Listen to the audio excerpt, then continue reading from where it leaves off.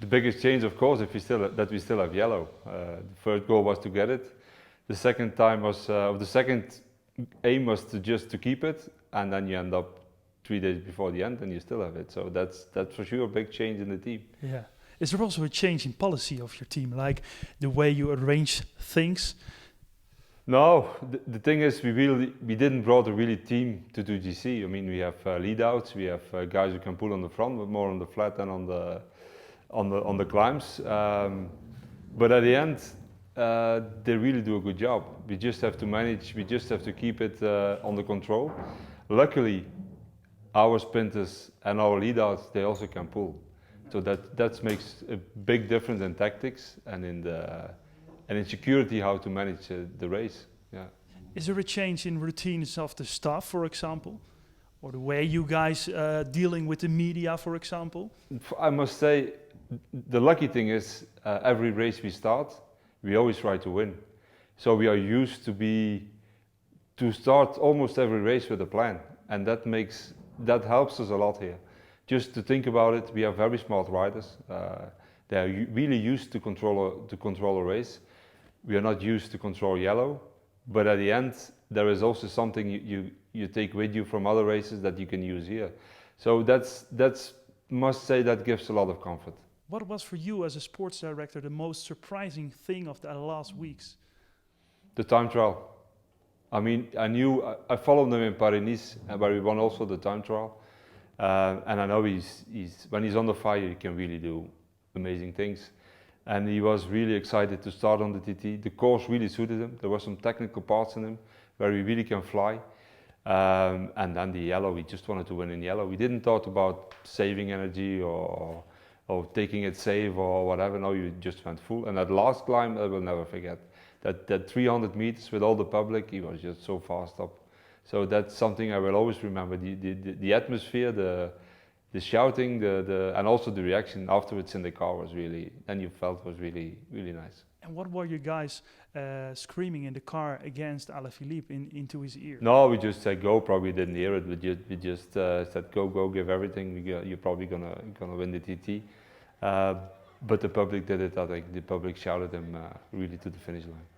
How strong is he? And do you talk a lot of his form with him, personal? I must say, with all the busy days he has, the only thing you ask, are you okay? And he says yes, and then you move on. You don't make a lot of...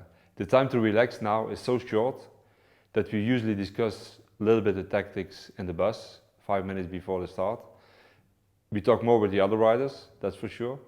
But with him, we just have not a small talk, but a short talk, how he is and how he sees it, and then we leave him alone. He just has to recover mentally also from everything he has to do after the race. That also takes a lot of time. He's under pressure the whole day. He has to manage a kind of new part of cycling that he's not used to. So the only thing you can do is just give him a strong team with riders that are relaxed and that he knows that they will give everything they can for him. And at the end, we'll see where we end. But for sure, there is nothing to regret when we finish in Paris. Is that the most? Is that the biggest challenge for you guys? Manage his time. Don't put a lot of pressure on him. It's not about pressure. I think it's more about being human and that he comes into the team. That we don't see him as a guy who has yellow. That we see him as Julian, who is with us so many years, and that's it. And then we see how he goes, and he manages in the race. But when he comes into the bus, that he just feels like Julian, and that's the main thing we can do. You feel it. I mean, you see,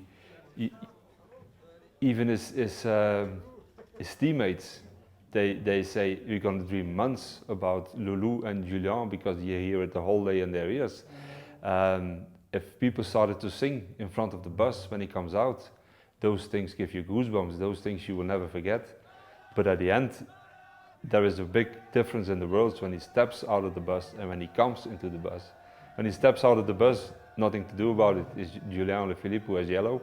But when he comes into the bus, he's Julian and he's a teammate and the guy we work with. Everybody who's here has to reflect a little bit after the tour what we have done, because if I see the reactions of other sport directors, if they come to me, they almost more excited about us than sometimes about their own team. So what we do is really strange. So we get a lot of support and a lot of respect actually. But for us within the team, we just do our best, and we don't think we are exceptional. We don't think we are superhumans. We just Deceuninck Quickstep does our race. Yeah. How do you keep him in yellow? What is the best way to do that? He keeps himself in yellow. I mean, it's especially now the last two races. We support him. We try to control a bit the start, but which is becoming almost impossible. And then we just do what we can do, the maximum, to bring him there in a good way to the final climb. And then we just have Dries and now also Mas just to support him. They're all there for them.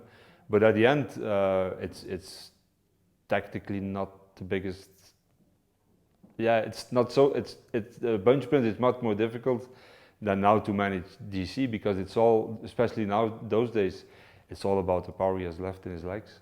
Yeah, it's not the focus in the team meetings. Like these are the good points where you have to focus on. Yeah, but that's simple. I mean, if you go up a climb, there are steep parts and there are easy parts, and then he just has to manage to stay with the top three of the GC, and that's the guys who are closest by.